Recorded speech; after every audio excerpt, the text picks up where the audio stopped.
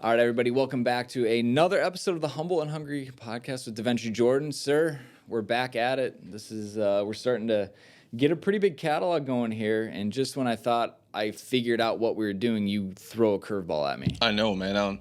I'm excited. The good thing about GameFace is that we train so many different types of athletes, and we train so many different types of sports, which, it's a blessing. Yep. So with that being said, today we've got Troy Trouble Jones on. Who is Troy? What does he do? Go back to the other name, Trouble Jones. Trouble Jones. That's right.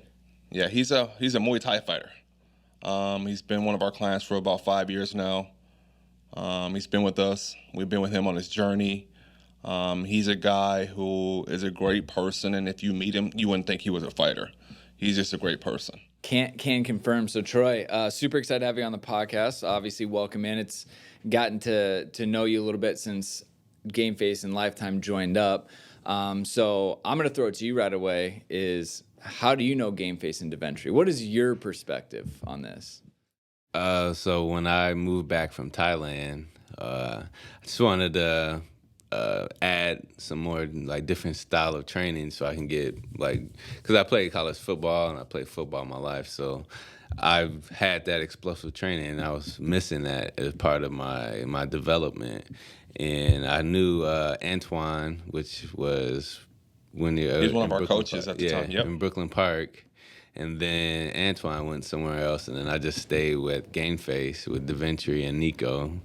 And I mean, it just like elevated my game, like just like from football, like just being explosive and like having muscle mass and like functional muscle mass and not just getting big. So I needed a specialist to come in and help me like navigate how to work out for my sport.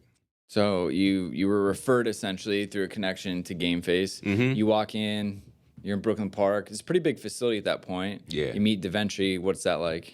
Did he sell you right away, or were you just like, I'll give it a shot? Oh, yeah, he was cool right off the bat. Everybody, Nico, it was just like my boys, my brothers, same feel. It's the same thing I get now. So all right, now it was natural. Now, DeVentri, your turn. What was it like with this guy walking in? He walked in, and he sweats a lot, first off. And I'm like, who is this guy sweating so? Did he get out the swimming pool? So no, meeting Troy, it was good because he's focused and he's determined and he knows what he wants to do. Could you tell that right away when meeting him? Yeah, you could. And you could tell from his work ethic. And you knew he played sports from the way he moves. So did you peg him as a fighter right away, or when he said, hey, I'm here to learn how to fight better? And I thought he was like a safety or a corner, working out. Then he said, I'm a Muay Thai fighter. I'm like, okay. He said, what's that? What's that? Tell me more, because I wanted to know, because we've trained fighters, like amateur fighters, but not somebody who's nationally ranked. So for us to be the best and help him, I had to do research. I had to understand, like, what are the movements like? I'll ask Troy a ton of questions. Then I'll go back, I'll look at my books, and I'll study how can I help him prepare for his fights. And we're always talking about, hey, are you gaining weight? Do you need to cut weight? How are you feeling today? Are you injured? And, what type of guy are you getting ready to fight, so we know how to train him. Yeah, no, that's great to hear. So when you say fighters, does that mean you were training maybe like boxers or UFC fighters, kind of like maybe what mainstream we're used to? Yep. Gotcha. So then you're essentially got to do some homework, figure some things out. Mm-hmm. I guess, how has that been different for you? Because I'm assuming you can't treat him like maybe a team sport athlete, basketball, football, baseball, whatever it is. So we do a lot of rotational movements for Troy, a lot of single arm movements. Work on rotational power, also working on him absorbing impact and being able to redistribute it back to the fighter. So, and he's real good at that, and I think that's why he's so highly ranked. And also hand-eye coordination, ankle stability, knee stability. So we do a lot of that with him.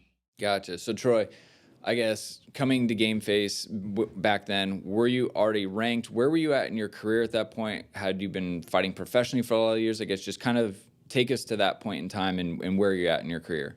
No, I had just turned professional when I moved to Thailand. So I lived in Thailand for like almost a year, and I was training over there, fighting over there. And I was like, when I went over there, I was training for the World Games, which is like Muay Thai and kickboxing isn't in the Olympics, but they have their own like world tournament similar to the Olympics. So I was training for that because I qualified prior to leaving to Thailand. So I was over there getting ready for that. And then when I came back, I was just probably like 6 fights in. So I just turned pro over there for 6 months. So I wasn't ranked. I just got signed to one of the bigger kickboxing promotions. So I know I needed to like add another element of my training, not just fighting and sparring and all that type of stuff that comes with kickboxing and Muay Thai. I needed to add another element so I can be at the top. And that's why I chose to come through and check out what they were doing. And it meshed well with what I wanted because I've experienced it before, so I knew exactly what I needed. I just needed to find the right situation. Sure. I guess, and what was it like you being in a facility amongst other non-Muay Thai fighting athletes? What was the environment like for you back then? Oh, it was the same like back in like a weight room at Mankato. It's the same. Just like everyone's there to get better. Everyone's there grinding, working hard. It's the same that I felt before, so it's nothing that I haven't felt before. So it just brought me back, reminiscing a little bit. Yeah. So it was nice. Nice familiar feeling. Yeah. We hear family a lot when we talk to athletes as well. So I guess DeVentri, you brought Troy into the family. He's just starting his professional career. I guess kind of what was your plan for him and going along the way? Because I guess maybe Troy, you can jump back in. Did you know when your next fight is? Because aren't they kind of scheduled throughout the year? I mean, you're not fighting a lot during the year, are you? No, not as a pro. But I had like an idea. So when I signed, they told me I would be fighting at some like in December. I think it was like I got back in August and I started training with them like September, October, something like that. And then they said I'll be fighting in a couple months, but then that changed and it got pushed back to March. So then we just had more time to get ready. Yeah. So the thing what we've tried to do is take him in different phases, and then we try to deload him at the right time so he's ready to fight. We hit, because we're training him for a period of 2 to 3 months at a time. So we don't want to overtrain, but we want to train him, take like a muscle car. Before they come off the line, they're revving their engines, right? So we wanted him like primed and ready by the time he leaves for his fight. Mm-hmm.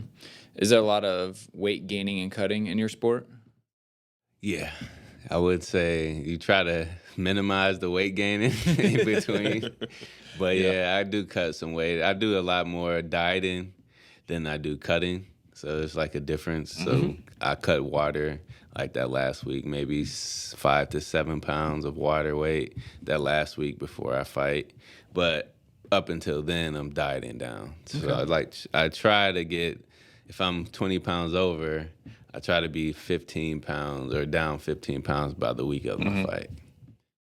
Again, you take this into consideration, the level of detail to which you and your staff go into these things. I mean, clearly, I'm assuming you guys have talked about his diet. I think let's talk about that at a high level, and then let's hear kind of what your diet is. So so when he comes in, so let's say like now Troy just won a belt. So he gets a period of time off, let his body completely reset, get some time with family, and then we kind of lock back in and focus. So we talk to him, how are you feeling? How did you feel through your last fight? We kind of do an intake on him, and then we start all over again. Usually we go into a hypertrophy phase where we're kind of priming his body.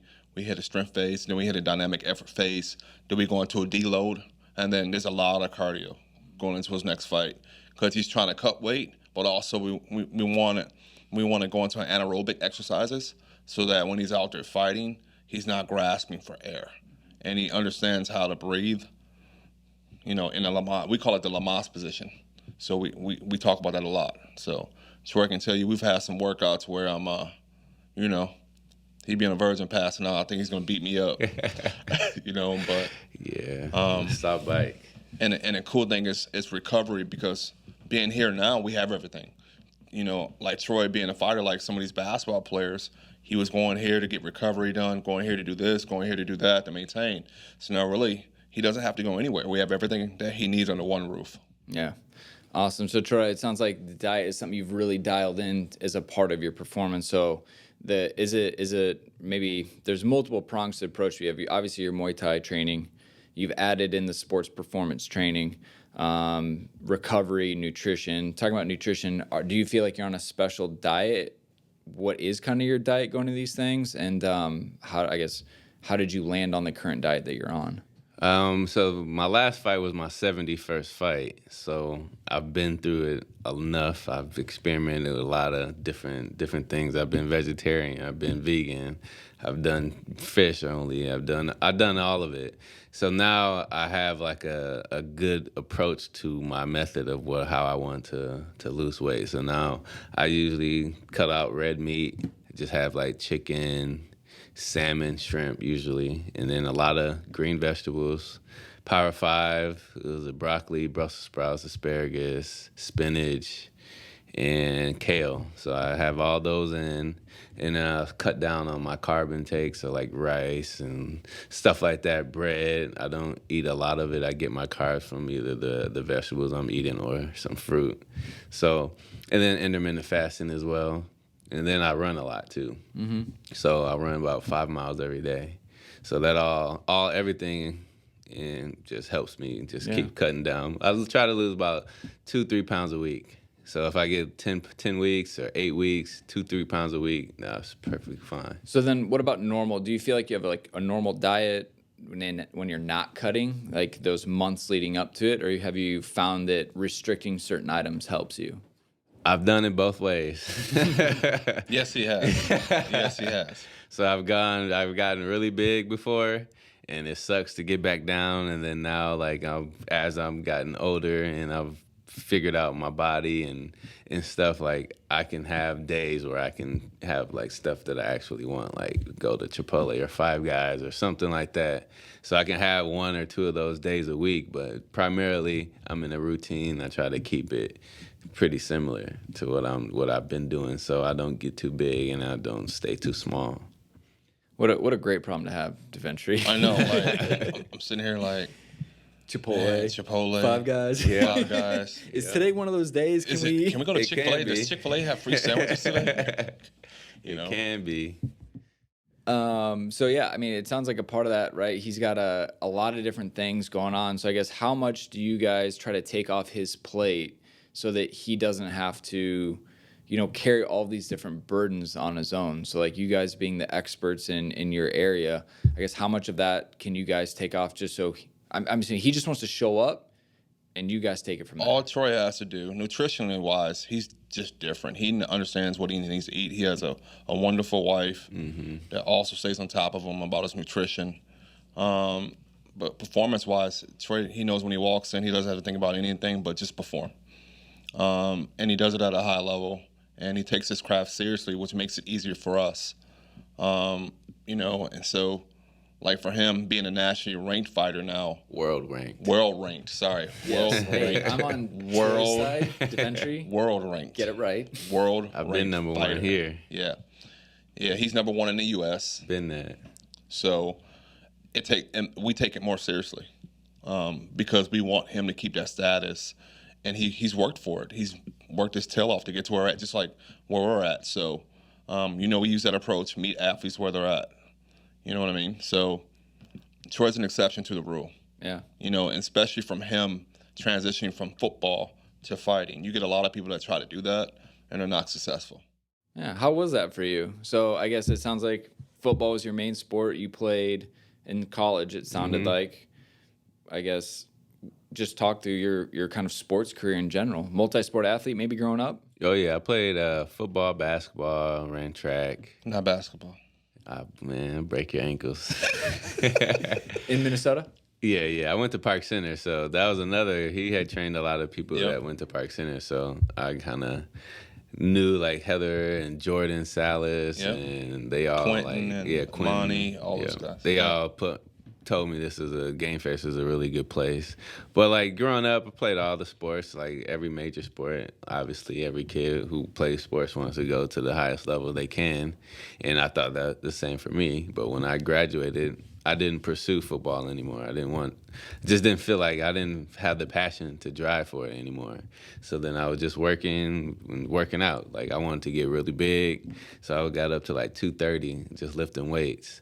And then just stumbled upon the gym, like the academy. I just Googled it. And then like one of my friends put it in my ear, like, man, you should like do fighting or try MMA or something. I'm like, oh yeah, I did always have like an interest because I did kickbox or karate when I was like in elementary school, and just watching certain movies like Bloodsport, Kickboxer, movies like that, like put those thoughts in my head, like, oh, what is this sport, Muay Thai? Like it looks cool, it looks dope. So then when I graduated, I went to a gym, and then I trained for a whole year, didn't even think about competing. And then I just, like, at the end, like, there's, like, this national tournament. It's called the TBA, Thai Boxing Association. And they have, like, over, like, 500 to 1,000 fighters that come into Iowa for a weekend of just, like, fighting for, like, 4 or 5 fights in a weekend, just to, like, a national tournament. And then I won that. And then I'm like, okay, all right, I'm pretty good at this. Let me see what I can do. And then... So it was an accident. It was kind of like an accident. I just stumbled upon the sport. But once I started doing it, I fell in love with it. And like just my work ethic from what I've already done in my life, that it was easy for me to just like turn it over and just go and put what I learned from football, being on the field every day, 2 days, watching film, all that stuff. I just brought it with me. But it's just a different sport. So same approach, but different sport. So I think 2 important things. The first one, DeVentri, that all dreams come through Iowa. You should hear that. As a native, it's important that you know that we have something to offer. I think it's just that you guys just have land, and people need People need to go cheap. do something. 2, my question for you, Troy, is how was it going from a team sport athlete where a lot of your success or lack of depends on other people? It's you now. Whether or not you win, lose, train, don't train, it's up to you. Did you enjoy that more, knowing that you were in control of your destiny? Absolutely, yeah. I could see that. It's like for football, like, because I play safety, so I was kind of controlling what was going on in the defense. So like if my corner misreads my call that I'm giving him, and he lets someone get over top of him, and I got to go help him instead of doing what I'm supposed to do. So now, like, I go into fighting and I walk in with a team, but I'm fighting by myself. So like everyone who's helped me get ready up until the point I step over the ropes, that was a team effort. But when I get in the ring, it's all on me. There's no one to blame, but everyone to thank. So like when I look at it, if I lose, it's on me. If I win, and we did what we were supposed to do. Any follow-ups for you real quick? Yeah, I'm a little upset with Troy. He knows why. So we go through COVID. We train for a year.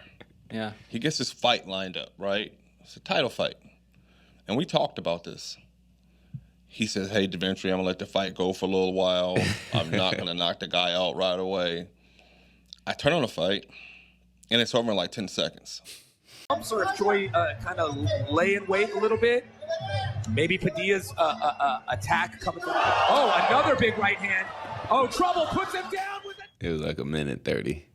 But that's like coming out to the music. It That's coming out to the music. You look at each other. As soon as it went ding, he swung and was out. Dude came out aggressive. So I had a game plan, but with anything, you got to be able to adapt. So I was envisioning like it being so Muay Thai. It's like if you have never seen it, it's just like punching, elbowing, kneeing, and kicking, and then you can like grapple a little bit. Just. Yeah, so it's all that, but there's no ground game. If you can't get taken to the ground like in MMA, but the pace is slower at first because in Thailand there's a lot of betting going on. So the people in the crowd are betting on those first 2 rounds to see who they like and who they want to bet on. So the pace is a little slower in those first 2 rounds. So I was expecting to be in one of those like traditional Muay Thai fights where the pace is a little slow And you're just picking up data, just learning, seeing what the person does. This guy came out super aggressive, so I had to adapt and collect the data a lot quicker and sooner. And I seen my opportunity, and my coaches always say, don't play with your food, so I just put them down.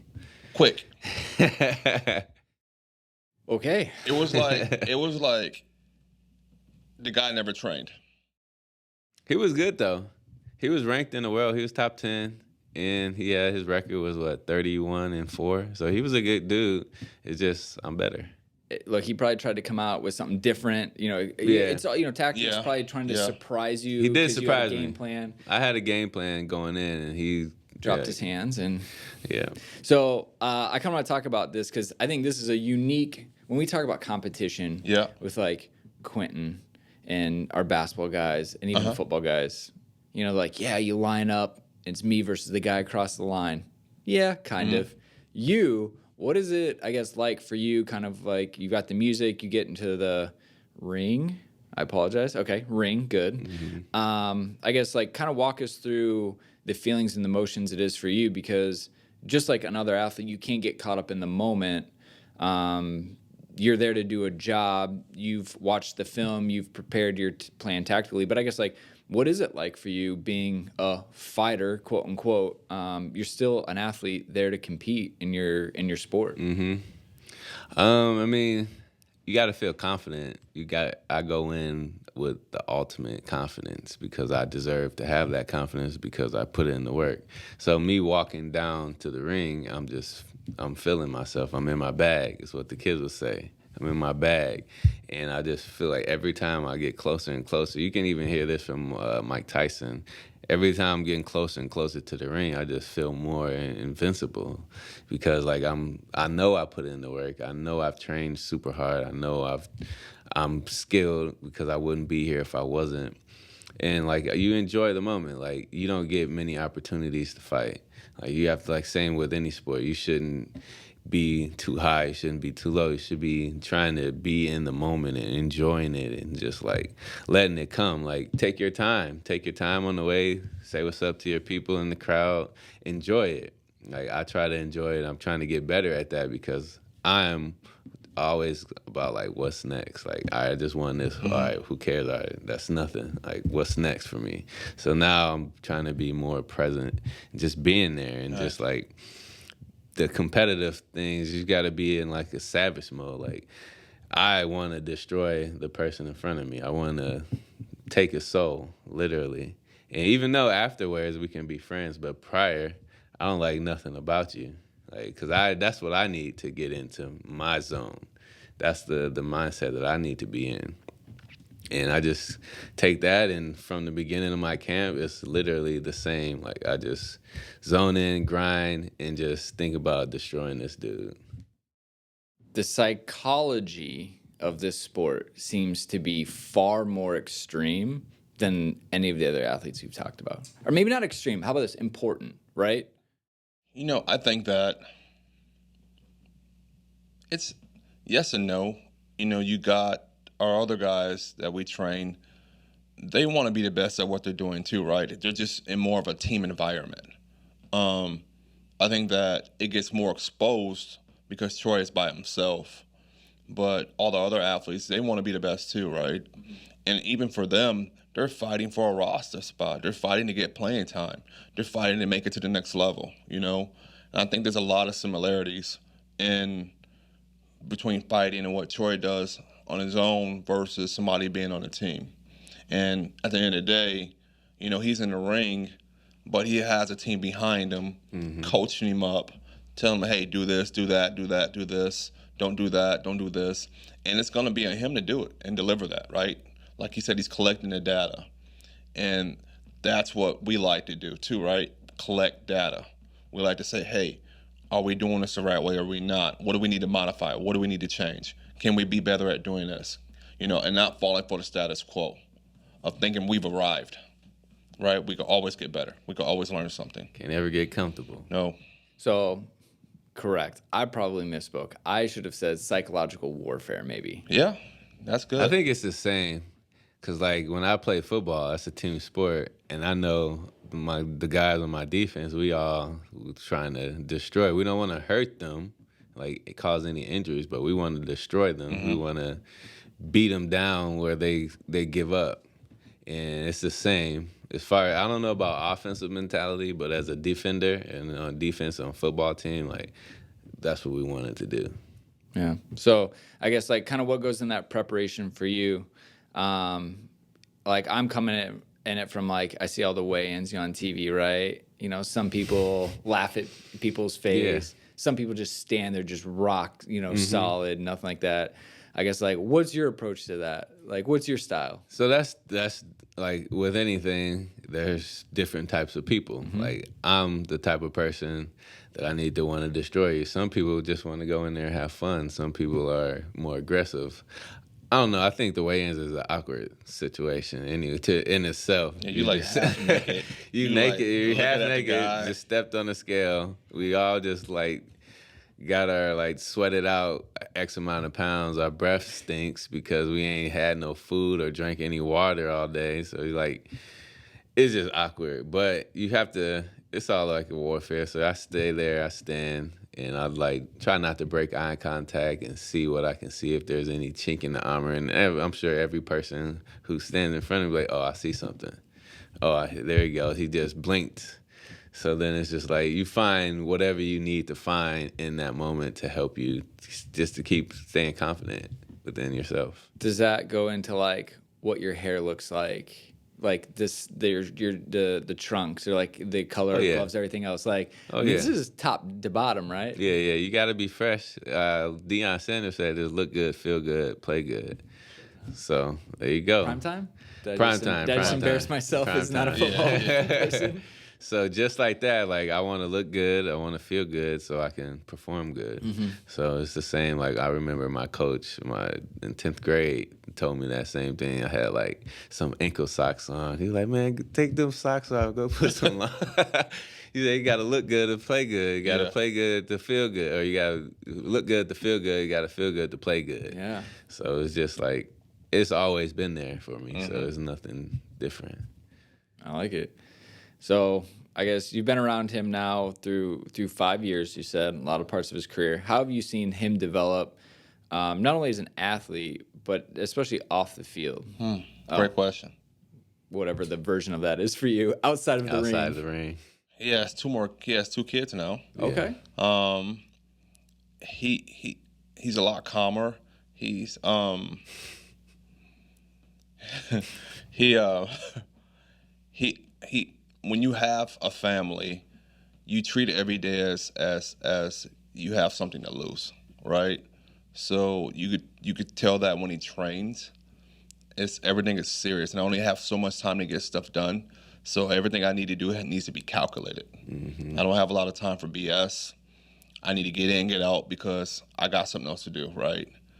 And there's so many different hats that he has to wear, right? He has to be a fighter, he has to be a husband, he has to be a father, and then trying to find time for himself, right? So he's just coming a long way, just as a person, as a friend, And like I said, I enjoy his journey, because he's serious about it, and I believe that within the next couple of years, he'll be number one in the world. Facts. Sounds like you've had some big life changes as well throughout your career. How has that been for you? Probably making your life not less complicated, more complicated, but it sounds like you're at some of the best years of your career. Yeah, I've added 2 kids. I'm a father now. It just like makes it more structured. Like DeVentri said, like I literally have to, if I miss my morning session, I can't make that up now throughout the day. So it makes me be a creature of habits. So now that just creates being in that habit all year instead of just when I had fights. So now it's just all year. It's a lifestyle now. Like prior, I was chasing that. Now I've reached what I wanted to reach. Like I'm in a position where I can compete for world titles and as a pro and not just as an amateur. Like I'm in those positions where I'm ranked in 2 separate sports in the world. So in kickboxing, I'm 7th, and Muay Thai, I'm like 18th. So like now I have like people, like a list of people that I can start targeting now, and just being able to have those habits that is created as being like just having this more structure, like having a family. But also you targeting, but also you being targeted. Of course, yeah. And I like that. Like, come on. Like, I've had trouble finding fights. People don't want to fight me. So if you got a target, you want me on your list, you know where to find me. It's simple.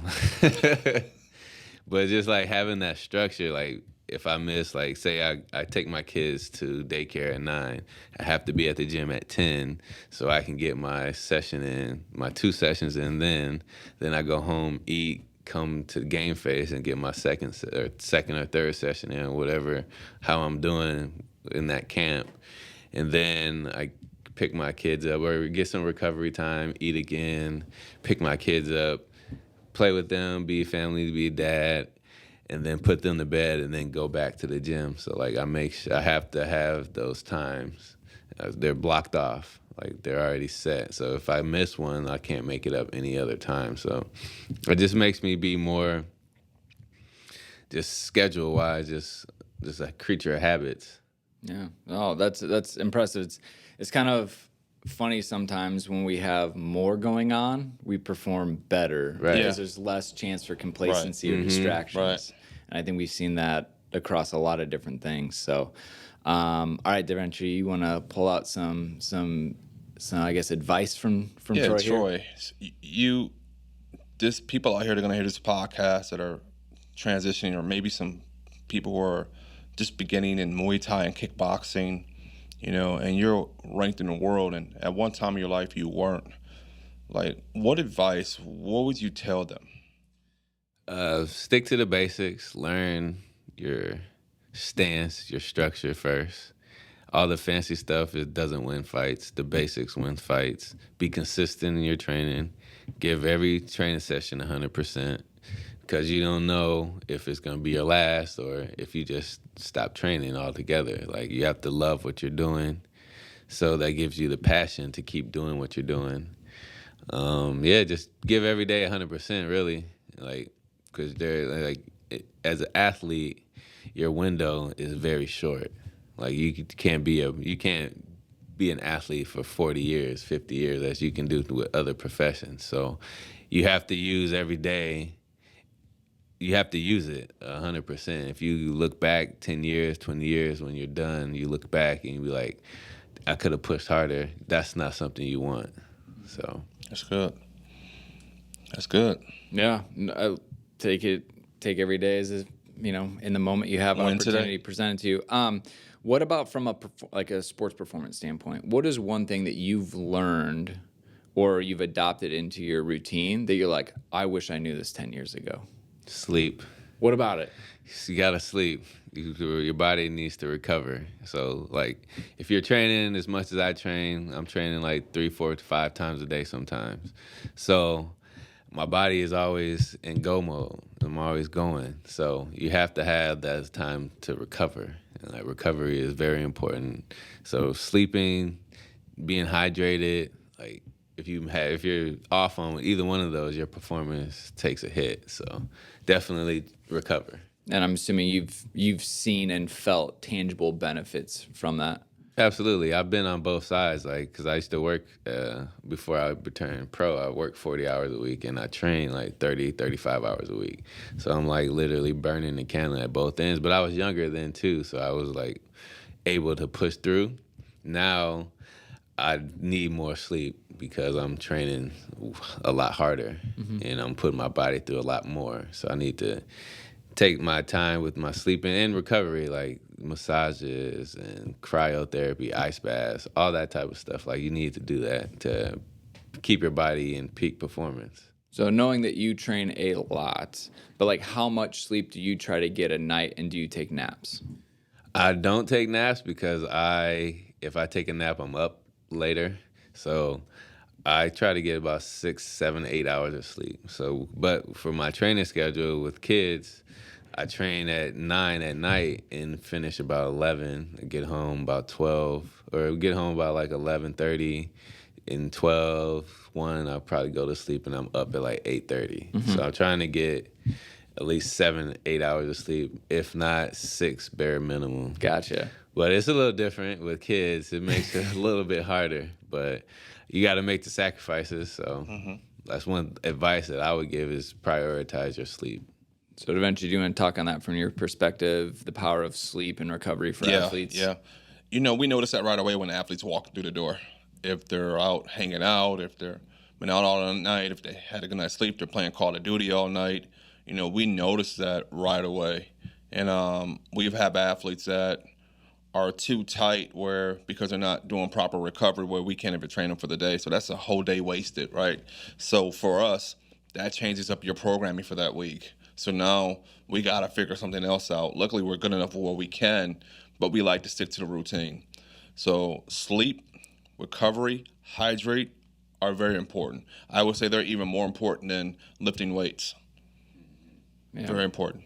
Yeah, I've done a lot of just research and study kind of on my own throughout the pandemic, and I've learned that essentially sleep is one of the most important factors.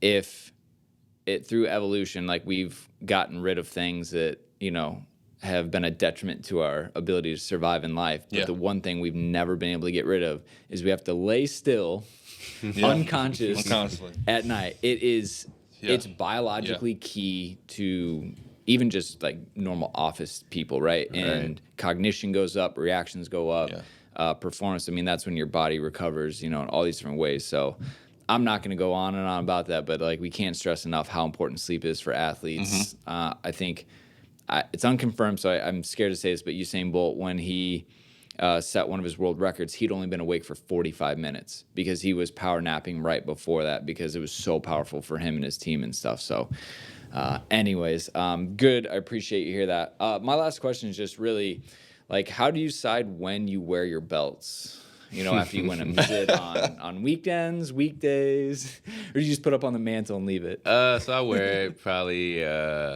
like a week, maybe 2 weeks. Grocery store? Nah, I'm not that type of dude. Like, I wear it the night of, like when I win it.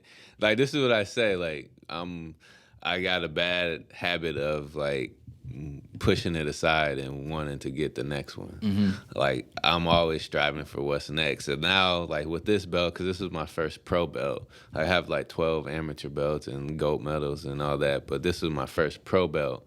So I wanted to be in the moment with it, enjoy it, and take my time with it, and just enjoying what I've accomplished. And like, instead of just like, all right, I've accomplished it, now what's next? Like, I'm already past that one. I'm like, where's my next one at? Where's my next one? So that was the biggest thing I did this time, was enjoyed it. Yeah.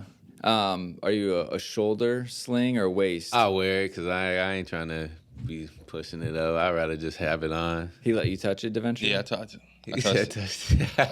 I touched the belt. But he let you, right? Yeah, he let me. Okay, I didn't good. take it. I'm not crazy. Oh, he tried to. He said, we got to fight for that. I challenge him all the time, then I run away. Like rock, paper, scissors, so where you have a chance? I'm like, what's up? Let's fight. Then he puts the leg up. I'm like, no, I'm okay. I'm okay. I'm always just dangles game. it He's ready. always ready. I'm like, dang. So if anything happens, I'm calling Troy. Yeah, exactly. That's why I fight for free, though. Them days pass. I love it. Hey, Troy, I got you, DeVentri. You already know. I appreciate it. I love it. Well, obviously, Troy, it's been great to get to know you. It's been great to see your journey. Thanks for sharing a lot of your story out there. So I think we're going to open a lot of eyes and ears to people who probably haven't really been exposed to the Muay Thai and kickboxing lane. So I think it's great that you're able to kind of talk about your transition from your traditional team sports into the individual and the mentality change. So it's been great, man. It was a pleasure, man. Have fun. I'm definitely... And we'll have you back on after you win your next fight in 10 seconds. Yeah. I'm going to try to let this one go. He said it the last time. Yeah. I say it every time. You don't play through meat, right? Or your food, your prey, whatever You it is. got to eat your food. Don't play with your food. He's probably looking at like a dollars per minute thing. He's like, I'm efficient. Right. Very. I don't He get doesn't wanna paid get by the tired. round. That's true. Yeah. So, anyways, we're super excited. We'll definitely lean into world ranked Troy Trouble Jones out here. But if you haven't, go follow him on social media. We'll put links in the description. If you enjoyed this one, we ask you to share it, leave a rating in the store if you could. Helps people find us. But that's gonna wrap us up. Take the advice from Troy. Get your sleep, recover, get hydrated. It's gonna give you the difference in the margins for everyone else. So, anyways, that's gonna wrap us up. Hope you enjoyed this one.